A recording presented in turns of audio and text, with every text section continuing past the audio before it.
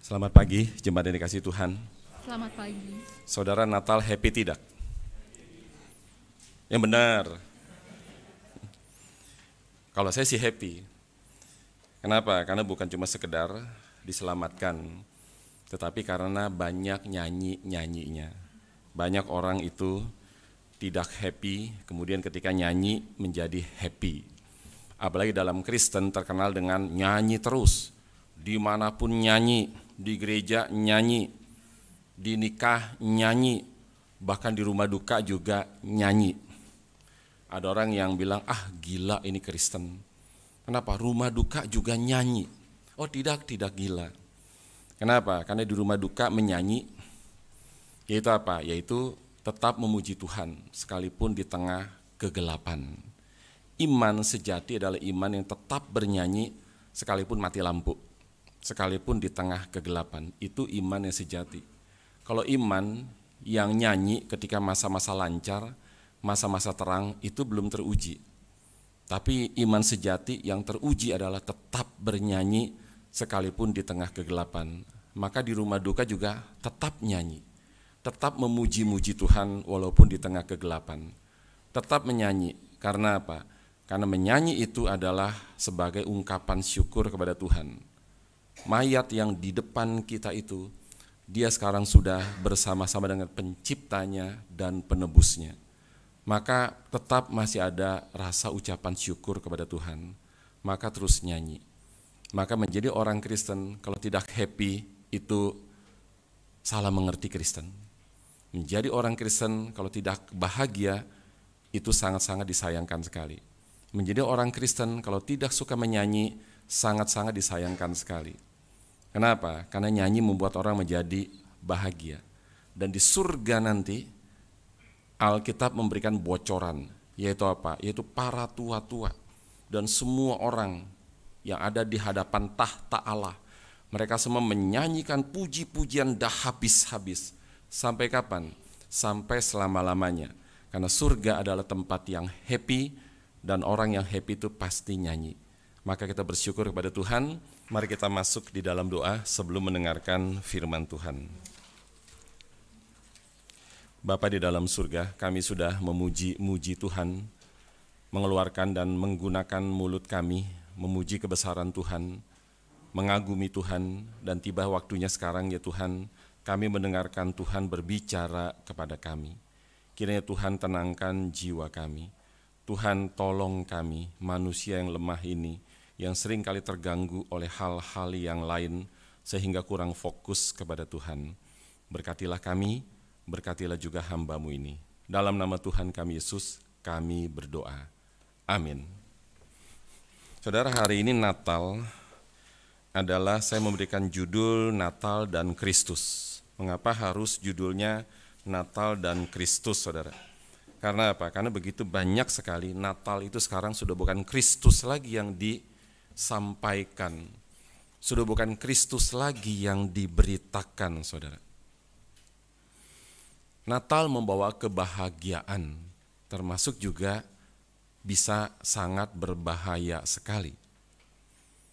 Coba saudara perhatikan sekarang, Natal-Natal yang ada di banyak gereja. Sekarang bukan Kristus lagi yang diberitakan, bukan Kristus yang tersalib yang diberitakan, tapi Kristus Sang Sinterklas yang diberitakan. Saudara, Yesus itu dijadikan seperti Sinterklas, saudara, bayangkan. Yang apa? Yang memberikan banyak hadiah. Sedangkan Natal pertama, saudara, orang Majus itu datang dari jauh membawa hadiah buat Yesus, saudara. Mereka tidak membawa hadiah buat Herodes, tapi membawa hadiah buat Yesus. Mereka dengan penuh kesadaran, mereka dengan rasa sukacita, membawa emas. Tidak mungkin 1-2 suku, saudara, mungkin berbalok-balok emas mereka bawa. Dan mereka memberi hadiah kepada Kristus. Kenapa? Karena Kristus ialah hadiah Natal yang terutama. Sekarang begitu banyak Natal-Natal, saudara. Wah, dikasih makan, wah panggil artis, dan kemudian saudara, wah diberikan door prize dan segalanya. Kalau kita coba tilik lagi apa motivasi orang memberi makan, memanggil artis, lalu juga saudara memberikan door prize yang mahal-mahal luar biasa. Ada Natal yang memberikan door prize tidak tanggung-tanggung saudara. Yang utama hadiahnya adalah Avanza saudara, bayangkan. Coba kita lihat motivasi pemberian door prize itu adalah apa saudara. Bukankah itu sesuatu hal yang bukan Natal saudara? Bukankah itu untuk membawa orang, ayo datang kepada Natal kami, datang kepada Natal kami. Karena Natal kami memberikan door prize, wah hadiah Avanza saudara. Maka orang datang itu bukan untuk Kristus. Mereka datang adalah untuk door prize saudara. Coba kita bayangkan jikalau gerejanya gereja yang miskin. Gereja yang betul-betul bermotivasi memberitakan Kristus saudara. Tapi kemudian dibanding-bandingkan dengan gereja yang memberikan door prize begitu mahal. Maka saudara gereja miskin, orang sudah tidak tertarik lagi. Orang lebih tertarik kepada gereja-gereja mewah yang mahal-mahal saudara. Wah memberikan hadiah Avanza, memberikan motor Yamaha, Honda dan sebagainya. Lalu juga memberikan yang paling rendah mungkin rice cooker dan sebagainya. Dan tidak lupa saudara yang tidak mendapatkan door prize pulang juga membawa hadiah. Dan juga diberikan makan saudara. Betapa mahalnya Natal seperti itu saudara. Dan kemudian mengajar orang saudara, itu adalah Natal yang tidak mendidik. Natal yang berusak mental saudara. Oh kalau gereja itu ya Natalnya banyak door prize. Oh pulang kita bawa sesuatu dan dikasih makan. Saudara itu sangat tidak mendidik. Bahkan juga ada penjemputan saudara. Waktu mereka datang ke tempat itu, tidak mungkin mereka bermotivasi mendengarkan firman Tuhan. Tidak mungkin saudara. Apa motivasi mereka? Yaitu door prize, yaitu makan, yaitu kemudian hadiah-hadiah saudara. Jadi di mana Kristusnya saudara? Maka kemudian akhir Natal menjadi seperti bukan Natal. Saudara itu adalah sesuatu Natal yang seringkali saudara menjadi Natal-Natal yang antroposentris. Bukan yang teosentris, tapi Natal-Natal yang antroposentris saudara. Maka ini menjadi satu pemikiran buat kita sekalian juga saudara. Lalu bagi kita sekalian saudara, apa arti Natal buat kita? Apakah Tuhan yang menjadi center atau kita yang menjadi center saudara? Saya harus memberitahukan dulu bahwa akibat kejatuhan manusia ke dalam dosa saudara, maka terjadi apa? Terjadi rusaknya ordo. Ordo atau urutan, pertama-tama adalah Tuhan Sang Pencipta. Itu ordo yang pertama, urutan yang pertama. Yang kedua adalah manusia saudara, bukan matahari, bukan bulan, bukan bintang. Matahari besar saudara, tapi tetap adalah ciptaan Tuhan yaitu namanya alam. Tetap lebih kecil daripada manusia, walaupun manusia begitu kecil. Dan kemudian saudara, ordo yang berikutnya lagi adalah alam. Allah, manusia, alam. Dan manusia itu di atas alam saudara. Tetapi dosa merusak segala sesuatu. Saudara, dosa saudara bukan cuma membuat orang jadi bermusuhan, tetapi juga saudara itu merusak ordo saudara. Kenapa bisa ada manusia menyembah kepada alam? Kenapa manusia bisa ada menyembah gunung? Gunung Fujiyama disembah sebagai Tuhan saudara. Dan juga matahari disembah oleh orang Mesir. Namanya adalah Dewa Ra, disembah juga sebagai Tuhan. Dan juga mereka menyembah yang di atas, juga menyembah yang di bawah saudara. Yang di bawah tanah itu disembah-sembah saudara. Kenapa? Karena akibat jatuh ke dalam dosa. Dan itu membuat ordo menjadi rusak saudara. Yang bukan Tuhan disembah sebagai Tuhan. Yang Tuhan saudara tidak disembah sebagai Tuhan. Jadi itu merusak ordo, merusak tatanan yang seharusnya Tuhan di atas, manusia di bawahnya, dan alam itu di bawah manusia. Maka manusia menyembah kepada alam. Dan juga akibat jatuh ke dalam dosa manusia, maka kemudian saudara, manusia itu menjadi selfish, menjadi lebih mementingkan diri sendiri. Pada waktu sesudah manusia jatuh ke dalam dosa, dan kemudian Tuhan saudara meminta tanggung jawab itu kepada Adam, bukan kepada Hawa. Saudara, yang ambil buah itu adalah Hawa. Tanda petik, yang maling adalah Hawa saudara. Baru kemudian diberikan kepada Adam saudara. Tetapi yang diminta tanggung jawab adalah Adam terlebih dahulu oleh Allah, baru kemudian Hawa saudara. Apa artinya? Artinya bahwa sebuah rumah tangga, saudara, yang namanya suami itu menjadi pemimpin. Dan saudara, nanti Tuhan akan minta tanggung jawab pertama-tama itu kepada suami, saudara. Maka menjadi suami, menjadi seorang pemimpin, saudara, ada bahagianya, tetapi juga ada bahayanya, saudara. Kenapa? Karena nanti Tuhan akan minta tanggung jawab dulu itu kepada suami, saudara. Maka mesti super berhati-hati menjadi seorang suami, saudara. Jangan cuma rasa, gua ini pemimpin ya, lu mesti hormat kepada saya. Tidak boleh, saudara. Kenapa? Karena nanti suami akan diminta pertanggungjawaban terlebih dulu oleh Allah, saudara. Dan juga suami dan istri, saudara, akan diminta tanggung jawab oleh Allah untuk anak-anak yang dititipkan oleh Allah kepada mereka sekalian, saudara. Hati-hati, saudara, menjadi orang tua juga hati-hati. Karena apa? Karena akan diminta tanggung jawab oleh Tuhan. Di mana anakmu? Jadi apa anakmu, saudara? Hati-hati. Kenapa? Oh, anak membawa kebahagiaan, juga membawa kebahayaan, saudara. Kalau anak kita, saudara, nanti sudah besar menjadi bajingan, menjadi penjahat, saudara, dia akan diminta tanggung jawab. Orang tua juga akan diminta tanggung jawab oleh Tuhan, saudara. Maka hati-hati terhadap anak-anak kita. Tadi liturgos mengatakan, ayo orang tua yang punya anak, bawa anak kepada kelas sekolah minggu.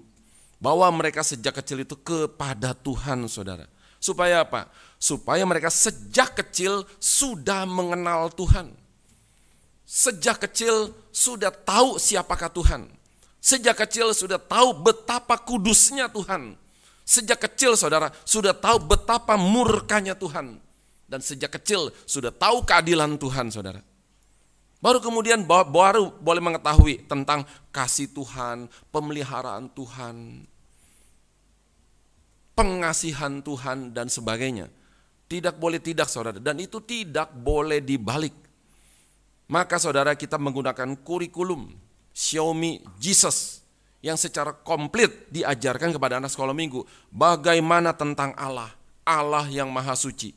Bagaimana tentang Allah, Allah yang juga bisa marah, saudara. Bagaimana tentang Allah, Allah yang begitu adil yang akan menghukum dosa, saudara. Maka apa, saudara? Maka anak-anak sejak kecil sudah mengenal Allah. Dan juga mereka mengenal, oh, Allah yang maha suci juga adalah Allah yang maha kasih. Allah yang sampai-sampai, tanda petik, saudara, begitu teganya mengorbankan anaknya.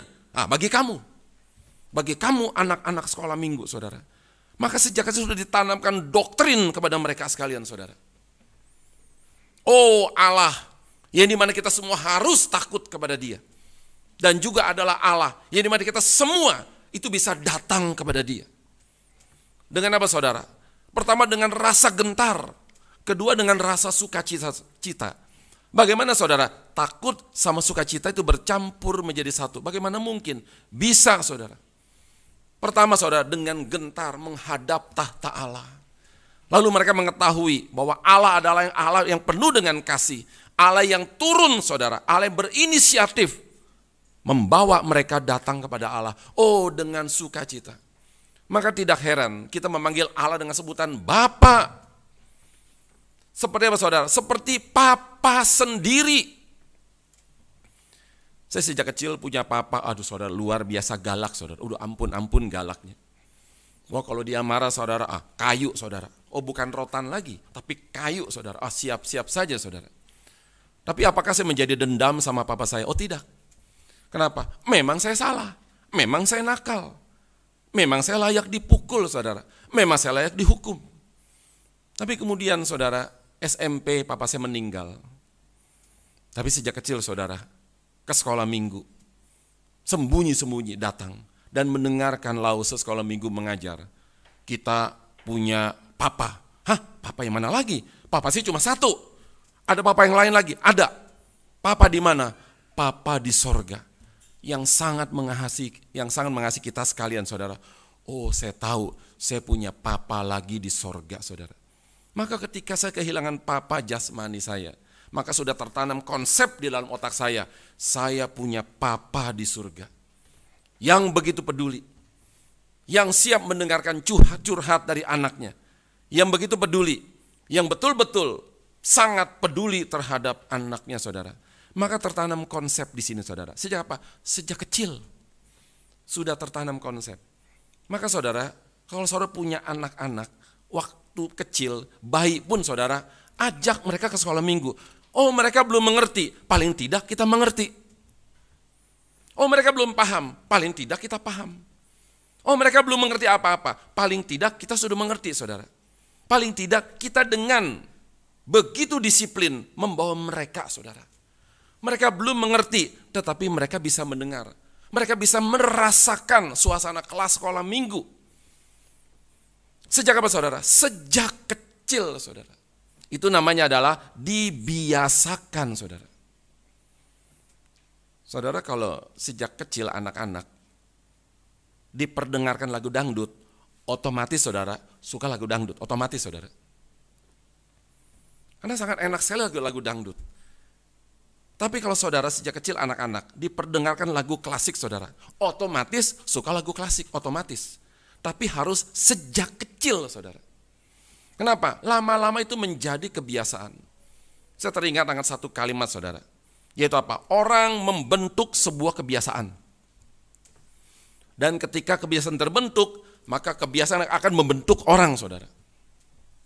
Saya ulang, orang mula-mula membentuk suatu kebiasaan. Entah kebiasaan malas, entah kebiasaan rajin, entah kebiasaan disiplin, entah kebiasaan tidak jujur, saudara. Dan ketika kebiasaan sudah dibentuk, kebiasaan rajin, kebiasaan disiplin, maka kebiasaan itu akan membentuk orang, saudara. Maka waktu kecil, saudara, anak kita masih kecil, kita mau jadikan apa dia, saudara? Apakah kita akan membentuk suatu kebiasaan kepada dia? Yaitu apa? Sejak kecil sekolah minggu. Ngerti gak ngerti, pokoknya sekolah minggu. Diperdengarkan musik-musik yang bagus, saudara. Saudara, Tuhan itu, saudara, memberikan anugerah begitu besar kepada kita. Salah satu adalah keluarga. Salah satu adalah anak, saudara. Tapi kemudian, saudara, Tuhan akan menuntut. Suami, kenapa istrimu begitu? Suami istri, kenapa anakmu begitu? Saudara akan diminta tanggung jawab oleh Tuhan, saudara. Dan kemudian, saudara, akibat jatuh ke dalam dosa, maka manusia mulai apa? Mulai menyalahkan orang lain. Tidak pernah merasa diri salah, tapi menyalahkan orang lain. Waktu Tuhan bertanya kepada Adam, di mana engkau, Adam? Maka saudara, Adam juga sama-sama berdosa seperti Hawa, saudara. Kemudian Adam, saudara, apa yang dilakukan? Ditanya apa, dijawab apa? Ditanya, di mana kamu, Adam? Di mana posisi kamu? Dulu posisi kamu di sini bersama dengan aku, dan sekarang posisi kamu di sana memberontak kepada aku dan tidak suka kepada aku, saudara. Ditanya apa, dijawab apa? Apa jawaban Adam? Perempuan ini yang kau tempatkan di sisiku, dialah yang menyuruh aku untuk makan buah ini. Saudara, jelas Adam salah. Tidak mungkin tidak salah, saudara. Waktu ditanya oleh Tuhan, tinggal ngaku saja, selesai, saudara.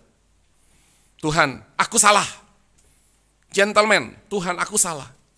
Tetapi itu tidak dilakukan oleh Adam. Dia lebih suka, saudara, menyalahkan orang lain, menyalahkan istrinya. Ketika Adam waktu sendiri, dan kemudian dia rasa agak sepi, saudara. Waktu Tuhan memanggil binatang-binatang datang kepada Adam, beri nama, kasih klasifikasi kepada binatang-binatang ini. Mereka datang berdua-berdua, saudara. Dogi datang berdua, ada jantan, ada betina. Lalu juga harimau datang berdua, ada jantan, ada betina, saudara.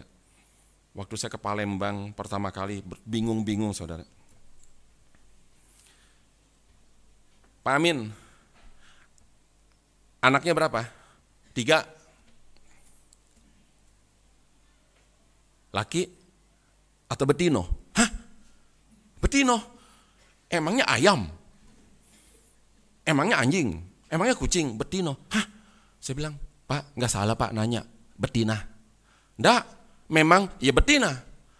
Saya bilang, ya sudahlah, gue baru ngerti betapa kasarnya orang Palembang. Dipersamakan dengan binatang saudara, betina. Lalu kemudian sesudah itu dengar lagi kalimat saudara. Yang tadi nanya anaknya. Lalu kemudian yang berikutnya, punya budak berapa? Hah, budak? Maksudnya apa punya budak?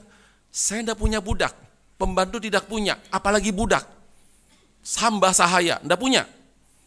Maksudnya punya anak berapa? Oh buset saudara, anak perempuan disangka binatang, hewan, betino. Lalu kemudian saudara, anak disangka budak saudara. Wih, alangkah kasarnya orang Palembang saudara.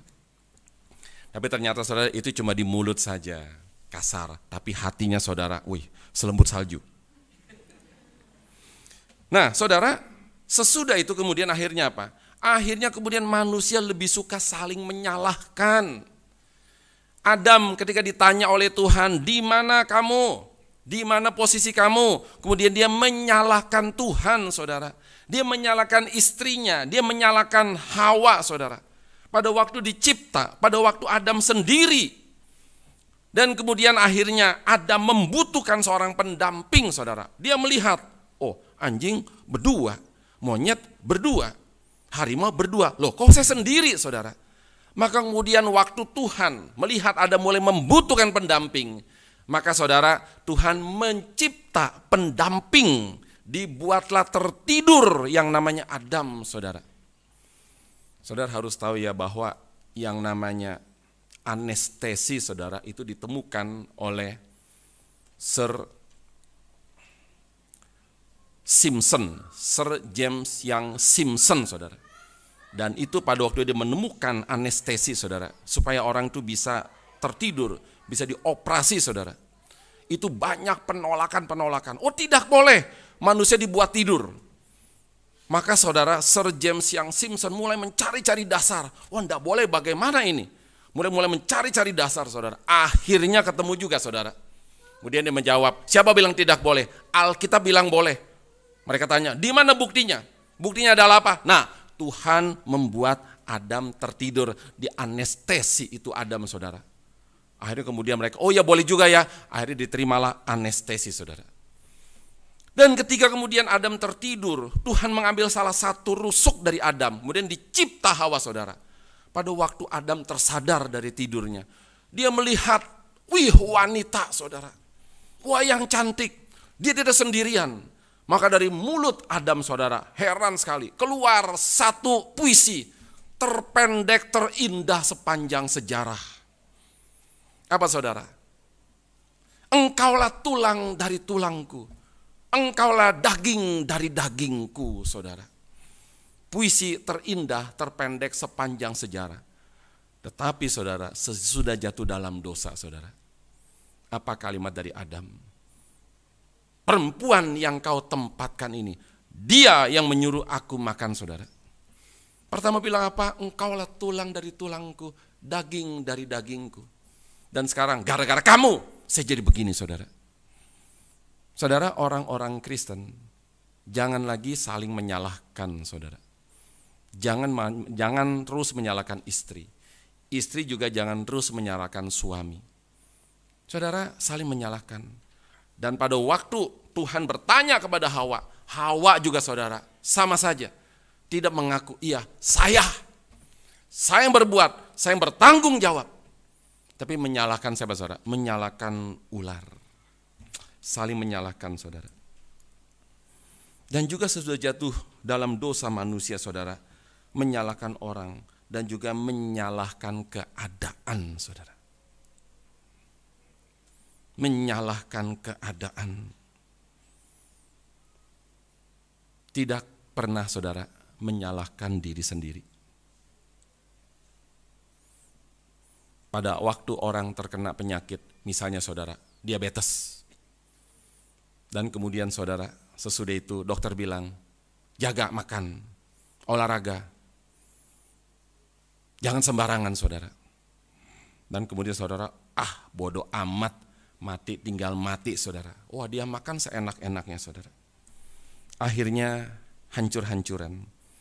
Dan akhirnya saudara menyalahkan keadaan, saudara. Tidak pernah menyalahkan diri. Aku diabetes karena kesalahan aku sendiri. Aku kena jantung, tidak pernah saudara menyalahkan diri sendiri. Karena aku tidak menjaga diri, tidak pernah saudara. Menyalahkan keadaan. Dan bahkan juga menyalahkan dokter jantung. Kamu tidak mampu menyembuhkan saya. Menyalahkan orang lain saudara. Yang paling celaka adalah namanya menyalahkan Tuhan, saudara. Berapa banyak orang menyalahkan Tuhan? Tuhan, kenapa keadaan jadi begini? Tuhan, kenapa bisa begini, saudara? Dan kemudian mulai menyalahkan Tuhan, saudara. Jangan lupa, akibat apa? Akibat jatuh dalam dosa, saudara. Akibat jatuh dalam dosa bukan cuma sekedar, oh nanti kamu masuk neraka ya. Bukan saudara, itu memang betul. Tetapi juga punya akibat yang lain, yang begitu banyak saudara. Yang beruntun, yang seperti kartu domino saudara. Jatuh satu, semua jatuh saudara. Menyalahkan Tuhan. Dan juga saudara, tidak tanggung-tanggung. Dosa itu saudara, akibat jatuh ke dalam dosa manusia, itu dosa merajalela saudara. Sampai-sampai saudara, pada waktu zaman Nuh, semua manusia berdosa. Semua manusia hidup di dalam kekerasan. Semua manusia itu jatuh ke dalam dosa seks, saudara. Tinggal sisa 8 orang, saudara, bayangkan. Semua manusia berbuat dosa. Tinggal sisa 8 orang saja. Nuh, istrinya, 3 anaknya, Sem, Ham, dan Yafet, dan 3 menantunya, saudara. Cuma tersisa 8 orang saja, saudara. Akibat apa? Akibat dosa. Dosa merajalela. Orang dari tidak berbuat dosa, melihat orang berbuat dosa, enak ini berbuat dosa, maka mulai berdosa, saudara. Dan orang juga mulai merayu-rayu, ayo ikut kami, enak lo ikut kami. Kamu hidup suci, enak apanya hidup suci? Nggak enak. Mari kita happy, mari kita ke diskotik, mari kita nyabu, mari kita bersukaria, saudara. Buat apa hidup begini, hidup suci, omong kosong, di mana enaknya? Saudara, orang-orang kemudian mulai terpengaruh, iya enak juga ya saudara. Karena apa? Karena dosa merajalela, saudara. Tapi saudara, sebelum manusia jatuh ke dalam dosa, betapa akrabnya manusia dengan Tuhan. Betapa akrabnya manusia juga dengan alam. Betapa akrabnya suami dengan istri, istri dengan suami. Kenapa saudara? Karena Tuhan sebagai pusat. Sebelum jatuh dalam dosa, Tuhan sebagai pusat, saudara. Adam dan Hawa setiap hari bersyukur kepada Tuhan.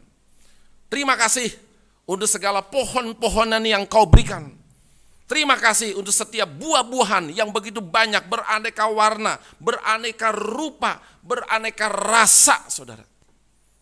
Kurang apa, saudara? Apel kalau cuma warna merah, kurang menarik, saudara. Ada apel warna hijau, ada merah campur putih, macam-macam, saudara. Beraneka warna, beraneka rasa, beraneka bentuk, saudara.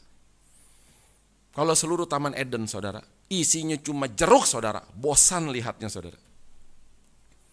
Saya pernah lihat pada waktu ke Israel, lalu kemudian lihat, saudara, kebun apa? Oh, kebun anggur. Wih, indah banget, saudara. Sepanjang itu anggur, saudara. Lama-lama bosan. Melihat pohon ara, wih, kebun ara, di mana-mana ara. Wih, senangnya ini pohon ara.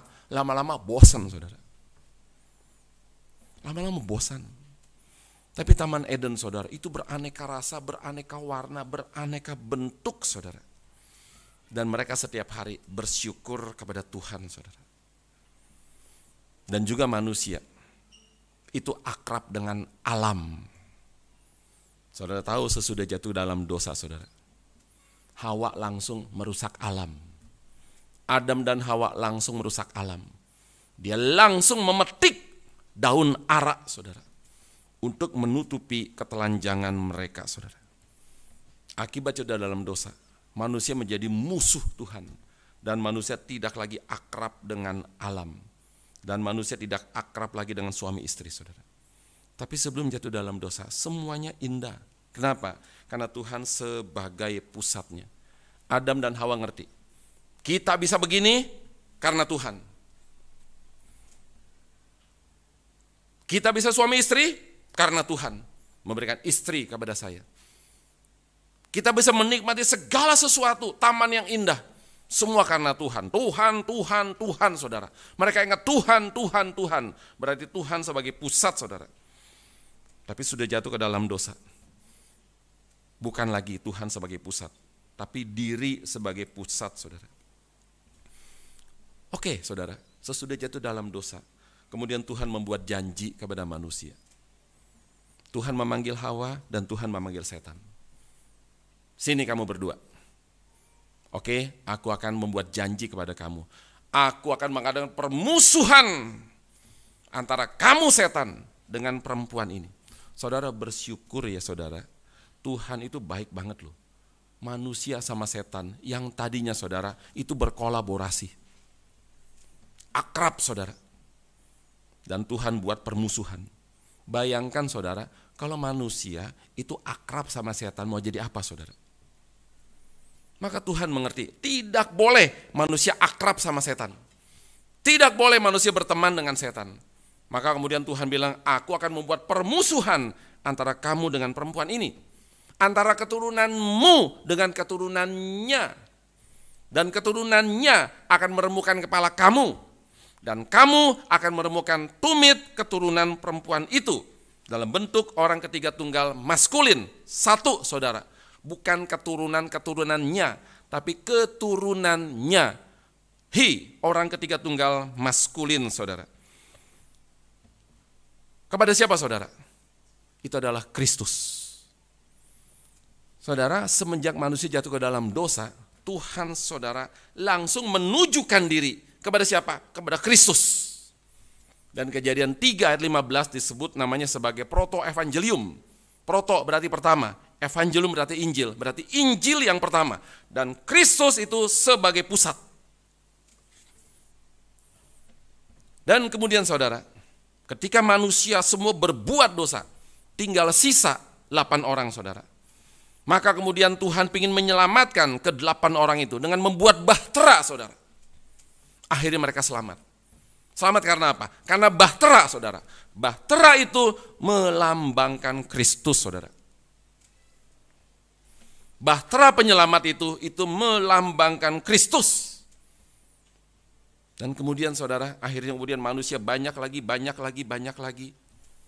Dan kemudian saudara, Tuhan kemudian memanggil Abraham. Untuk apa saudara? Memberikan keturunan kepada Abraham. Yang sangat banyak sekali saudara. Tetapi saudara, Rasul Paulus kemudian berkata, yang dimaksud bukan dengan keturunan-keturunan. Yang dimaksud dengan keturunan.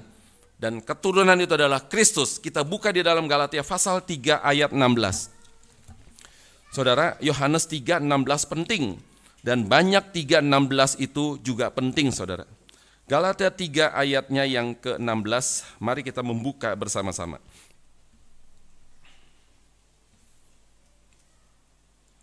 Galatia 3 ayat 16 kita buka bersama-sama, kita membaca bersama-sama. 1, 2, 3.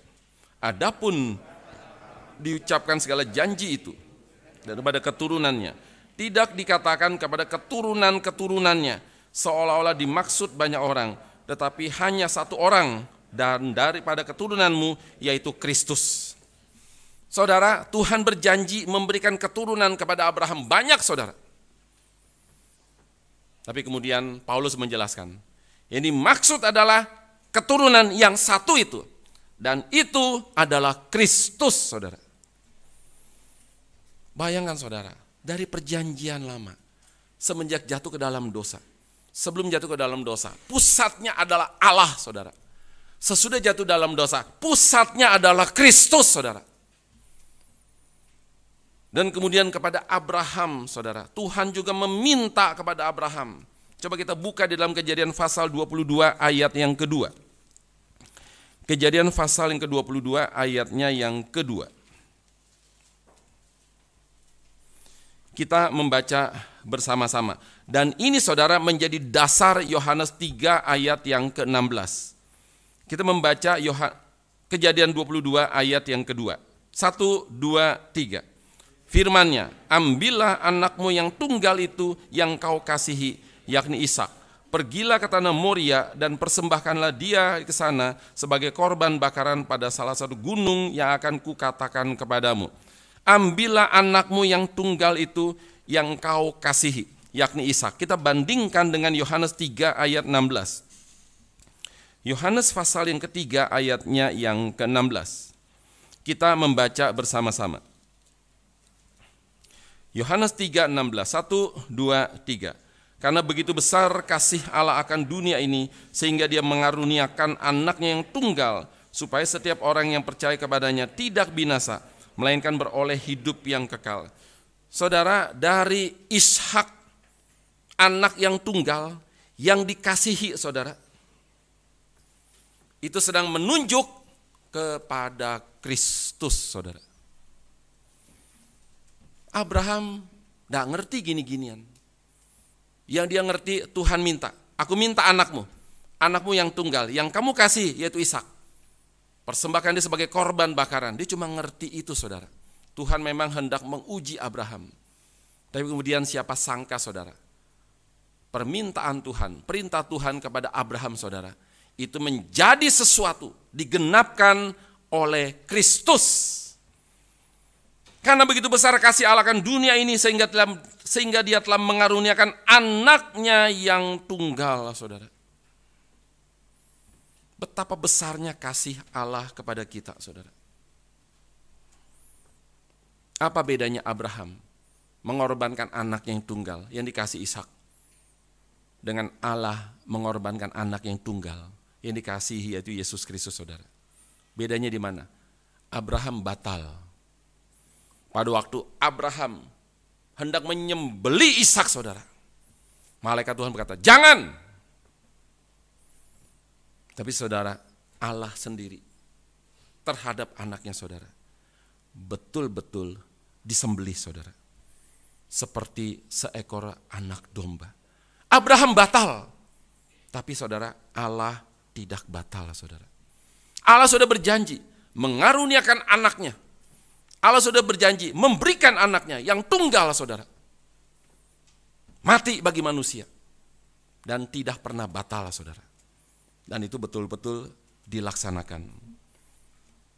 Dan yang berikutnya lagi saudara, janji Tuhan kepada manusia semua tertuju kepada Kristus. Kepada Ishak saudara. Waktu Abraham meminta anaknya untuk disembelih saudara. Tidak mungkin pertama ya waktu Tuhan suruh Abraham ambil anakmu yang tunggal yang kau kasih namanya Ishak. Nggak mungkin langsung ngomong, Sak,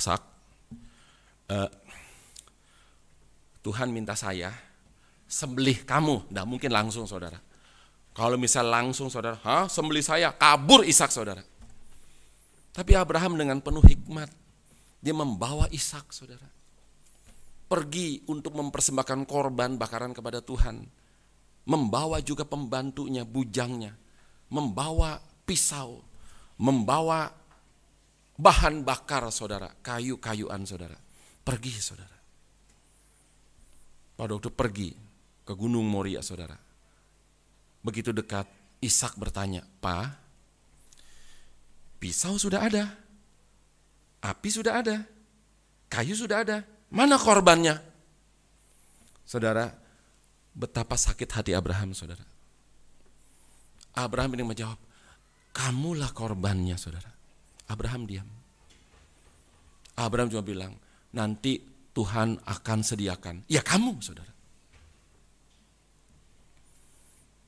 Dan kemudian saudara, akhirnya pada waktu tiba di gunung itu, Ishak tanya lagi, "Pa, mana korbannya?" Dengan berat hati Abraham berkata, kamulah korbannya saudara. kamulah korbannya. Apa yang dilakukan oleh Ishak? Tidak kabur dia, saudara. Tidak kabur. Kemudian dia menyerahkan dirinya. Silakan ikat aku di mezbah ini. Tidak apa-apa aku mati, saudara. Tidak apa-apa aku mati. Saudara, Ishak juga saudara itu tertuju kepada Kristus, saudara. Bagaimana dengan Yakub, anak dari Ishak, saudara? Ishak punya 2 anak, Esau dan Yakub, kembar. Dan kemudian dari Yakub ada 12 anak yang menyatakan 12 suku, saudara. Dan kepada salah satu suku, yaitu Yehuda, saudara. Dari suku Yehuda akan lahir seorang raja. Siapa, saudara? Kristus lagi, saudara. Kristus lagi. Hanya dari suku Yehuda, tidak boleh dari suku lain. Imam hanya dari suku Lewi, tidak boleh suku lain. Raja hanya dari suku Yehuda, tidak boleh dari suku lain. Dan Yesus, saudara, lahir dari suku Yehuda. Bayangkan, saudara. Yehuda, dari orang Yehuda, suku Yehuda akan lahir seorang raja. Dan itu tertuju kepada Kristus. Bagaimana dengan kitab Tawarikh, saudara? Kitab 1 Raja-Raja, 2 Raja-Raja, 1 Tawarikh, 2 Tawarikh, saudara. Pecah kerajaan Israel, utara dan selatan, saudara. Kalau saudara baca baik-baik, saudara, di dalam kitab Tawarikh, fokusnya itu lebih kepada kerajaan selatan. Karena di kerajaan selatan ada 2 suku, yaitu Benyamin dan Yehuda, saudara. Benyamin dan Yehuda. Dan dari Yehuda itulah, saudara, akan lahir Kristus. Ujung-ujungnya Kristus lagi, saudara. Sampai suatu ketika bangsa Israel kemudian akhirnya dikalahkan oleh Asyur dan dibuang ke Asyur. Tahun 722 sebelum Masehi. Dan kerajaan selatan dikalahkan oleh Babel dan dibuang ke Babel, saudara. Pada tahun 586 sebelum Masehi. Mereka dibuang, saudara. Selesai? Tidak. Tuhan pernah berjanji kepada Israel. Dari salah satu keturunanmu akan lahir Kristus, saudara. Tidak boleh dibuang selama-lamanya. Kemudian kembali lagi. Dari Babel kembali lagi ke tanah perjanjian, saudara. Kenapa? Karena dari tanah perjanjian itulah lahir Kristus, saudara. Tidak boleh di Babel, tidak boleh di Asyur, tidak boleh di Persia. Hanya bolehnya di tanah perjanjian. Disinilah Kristus akan lahir, saudara. Maka bangsa Israel sudah berbuat dosa, dia pergi dibuang ke sana. Harus balik lagi. Hukuman sudah selesai, harus balik lagi. Kemana? Ke tanah perjanjian. Dan ke Israel, saudara. Dan pada waktu zaman Esther juga sama saja, saudara. Pada zaman Esther, Haman, orang jahat itu, dia pernah berjanji, ingin membasmi semua orang Israel, saudara. Karena kebencian dia kepada Mordekai. Raja sudah tanda tangan, saudara. Basmi orang Israel, bunuh semuanya, saudara. Pada tanggal 13 bulan 12. Bunuh mereka semua. Tapi kemudian, saudara, batal. Kenapa? Karena Tuhan bekerja. Batal. Karena dari salah seorang di antara mereka akan lahir Kristus, saudara. Bagaimana dengan nubuatan para nabi, saudara? Para nabi, saudara, itu semua tertuju kepada Kristus. Nabi Yesaya, dia menubuatkan kepada Kristus, saudara. 700 tahun sebelum Kristus lahir, dia sudah menubuatkan Kristus akan lahir. Dan siapakah Kristus itu? Kita buka dari Yesaya pasal 9 ayatnya yang kelima. Yesaya pasal yang ke-9 ayatnya yang kelima. Inilah Kristus itu. Mari kita membaca bersama-sama Yesaya pasal 9 ayatnya yang kelima. 1, 2, 3. Sebab seorang anak telah lahir untuk kita, seorang putra telah diberikan untuk kita.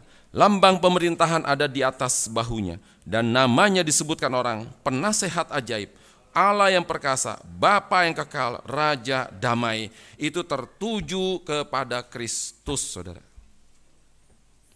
Dan juga kitab nabi-nabi yang lain, saudara. Di dalam kitab Mika, coba kita buka terakhir dari kitab Mika pasal 5 ayatnya yang pertama. Mika pasal 5 ayatnya yang pertama. Sesudah menemukan kita membaca bersama-sama. 1, 2, 3. Tetapi engkau, hai Bethlehem Efrata, hai yang terkecil di antara kaum-kaum Yehuda, daripadamu akan bangkit bagiku seorang yang akan memerintah Israel, yang permulaannya sudah sejak purbakala, sejak dahulu kala. Saudara, Mika tidak pernah janjian sama Yesaya. Tidak pernah janjian, saudara. Tidak saling kenal. Tetapi mereka, saudara, menulis tertuju kepada orang yang sama, sosok yang sama, saudara. Itulah hebatnya Alkitab, saudara. Itulah hebatnya Allah. Itulah hebatnya Roh Kudus yang memberikan inspirasi kepada mereka sekalian. Ingat, kamu harus tertuju kepada Kristus dan kepada Kristus, saudara. Tidak saling kenal, tidak saling janjian. Tapi kemudian mereka, saudara, tahu harus tertuju kepada Kristus.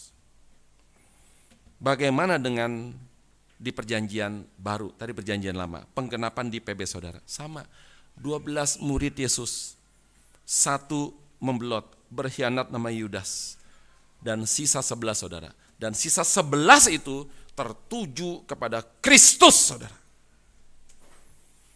Dan yang satu lagi, pengganti dari Yudas, namanya Paulus, saudara, itu juga tertuju kepada Kristus dan kepada Kristus. Kristus sebagai pusat dari segala sesuatu, saudara. Dan bagaimana dengan kitab-kitab yang lain, saudara? Sama. Dan bagaimana dengan kitab terakhir, Wahyu, saudara? Sama, tertuju kepada Kristus. Kita buka dari Wahyu pasal yang kelima, ayat 8 hingga ayat yang ke-13. Wahyu pasal yang kelima, ayat 8 hingga ayat yang ke-13, kita membaca bersama-sama. Wahyu pasal yang kelima, ayat 8 hingga 13 bersama-sama. Sesudah menemukan kita membaca bersama-sama. 1, 2, 3.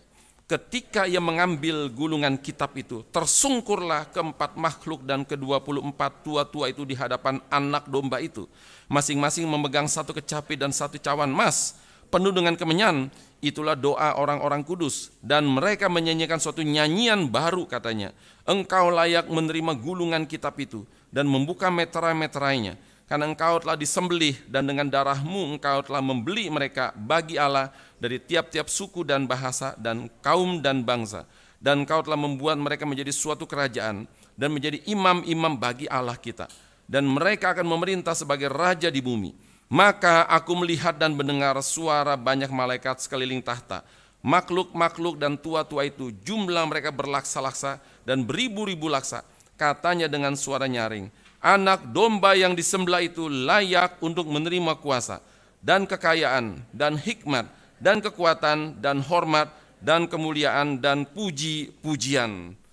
13. Dan aku mendengar semua makhluk yang di sorga dan yang di bumi dan yang di bawah bumi dan yang di laut dan yang semua yang ada di dalamnya berkata, bagi Dia yang duduk di atas tahta dan bagi anak domba adalah puji-pujian dan hormat dan kemuliaan dan kuasa sampai selama-lamanya. Saudara, semua tertuju kepada Kristus. Bayangkan betapa konsistennya Alkitab. Dari perjanjian lama kepada Kristus, sampai perjanjian baru pada Kristus, dan sampai akhir zaman juga itu kepada Kristus, saudara. Maka kesimpulan saudara adalah apa? Kenapa saya membuat judul khotbah pada hari Natal dan Kristus? Karena Kristus harus sebagai pusat. Kristus harus sebagai tujuan kita sekalian, saudara. Tidak boleh yang lain. Maka Natal adalah Kristus, saudara. Dan kekristenan itu berpusat kepada Kristus, saudara. Hanya kekristenan yang berpusat kepada Kristus, saudara. Maka saudara harus ingat, Kristus, Kristus, Kristus. Kristus dijadikan sebagai pusat hidup, saudara. Apa bahaya, saudara, jika kita tidak berpusat kepada Kristus? Saudara, sekali lagi kita mengulang kesalahan yang sama pada waktu Adam dan Hawa. Egois, selfish, saudara. Allah bukan sebagai pusat. Allah hanya sebagai alat untuk mencapai tujuan kita, saudara. Itu namanya keselamatan. Tidak, saudara. Paulus berkata, Manusia telah jatuh dalam dosa dan telah kehilangan kemuliaan Allah. Pada waktu Kristus menyelamatkan kita, saudara, maka saudara, manusia sudah mengerti, diberikan firman, dicerahkan pikirannya oleh Roh Kudus, saudara. Untuk apa? Untuk memuliakan Allah kembali, saudara. Manusia sudah kehilangan kemuliaan Allah akibat jatuh dalam dosa. Dikembalikan lagi kemuliaannya oleh Kristus untuk kembali memuliakan Allah, saudara. Saudara, kalau terus ya selfish, diri, saudara. Berdosa loh, saudara. Pada waktu tadi Kur menyanyikan pujian, saudara. Itu harus berpusatkan kepada Kristus. Bukan berpusatkan kepada diri, saudara. Kenapa, saudara? Bahaya tidak berpusatkan kepada Kristus. Egois, selfish. Kenapa banyak gereja, saudara? Semoga di Palembang tidak, saudara. Ribut-ribut ndak habis-habis, saudara. Kenapa, saudara? Berpusatkan kepada diri. Saya ya yang biayai gereja ini. Kamu harus taat kepada saya. Pendeta taat kepada majelis, saudara. Kalau tidak taat dipecat, saudara. Ribut-ribut terus ndak habis-habis, saudara. Kenapa? Karena selfish. Diri. Tapi kalau saudara mengerti, bukan diri, tapi Kristus. Makanya Rasul Paulus berkata kepada jemaat di Filipi, jangan menganggap seseorang lebih penting daripada orang lain. Anggap orang lain lebih penting daripada diri sendiri. Karena bisa ngomong begitu Paulus, saudara. Dia ngerti, semua harus mementingkan kepada Kristus, saudara. Kalau semua orang mementingkan diri sendiri, saudara, akhirnya ribut, dan Kristus tidak dipentingkan, saudara. Tapi kalau Kristus dipentingkan, saudara, maka kemudian mereka menganggap orang lain lebih penting daripada saya. Dia lebih penting daripada saya. Kalau sudah begitu, saudara, tidak mungkin ribut. Kenapa banyak ribut, saudara? Ini ya program saya bagus banget loh. Pak, udah teruji, bagus, saudara. Tapi saudara, mementingkan diri sendiri. Mari dibicarakan, mari kemudian diaduk konsepnya. Mari kemudian coba dicari, saudara, yang paling bagus yang mana. Jangan ribut-ribut, saudara. Kenapa? Karena mementingkan Kristus, saudara. Lalu kemudian apa? Tadi bahaya jika tidak berpusat pada Kristus. Kemudian apa bahagia jika berpusat pada Kristus, saudara? Menyukakan Allah. Aku semua berpusat kepada Kristus. Aku bekerja karena Kristus. Aku memberi yang terbaik karena Kristus. Aku beribadah karena Kristus, saudara. Itu menyukakan Allah dan tidak merebut kemuliaan Tuhan, saudara. Yang berikutnya, apa bahagia jika berpusat pada Kristus, saudara? Waktu kita mengingat kepada Allah, kita mengingat kepada manusia. Waktu aku mengingat kepada Allah, segala usahaku, segala hartaku, segala kepadanya itu dari Allah, saudara. Bersyukur kepada Allah dan mengingat kepada manusia, menjadi berkat bagi manusia, saudara. Menolong manusia, bukan mencari berkat lagi, karena sudah dapat berkat. Menolong yang lain, saudara, karena Kristus sudah memberikan berkat kepada saya. Menolong mereka, supaya mereka pun juga, saudara, nanti memuji-muji kepada Kristus, bukan memuji-muji kepada saya, saudara. Saudara, Natal bagi kita apa artinya? Apakah hanya, oh makasih Tuhan ya, Engkau telah datang menyelamatkan saya? Atau yang lain, saudara, oh Engkau telah menyelamatkan saya terima kasih.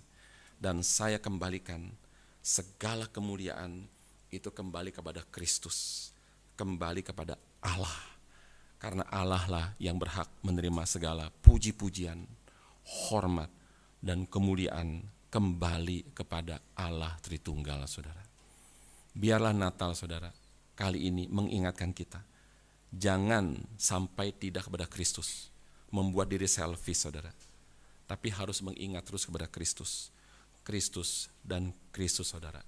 Karena Natal adalah Kristus. Mari kita berdoa.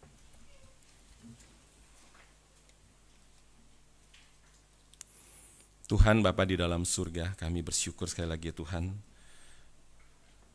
karena Tuhan terus mengingatkan kami agar jangan sampai kami ketika Natal kami berbuat dosa, jangan sampai ketika kami merayakan Natal kami menjadi selfish, tetapi kayak Tuhan kami merayakan Natal, kami ingat kembali kepada Engkau, kepada Kristus.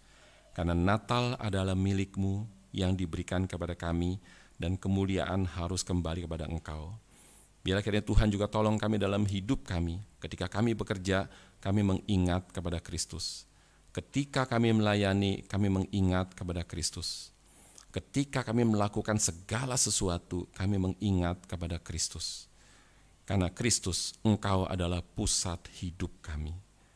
Ingatkanlah kami, masukkan ke dalam hati kami, ke dalam pikiran kami, agar kami sampai mati tidak lupa ini, dan mengingat terus kepada Kristus, Tuhan kami. Dalam nama Tuhan kami Yesus, kami berdoa dan memohon. Amin.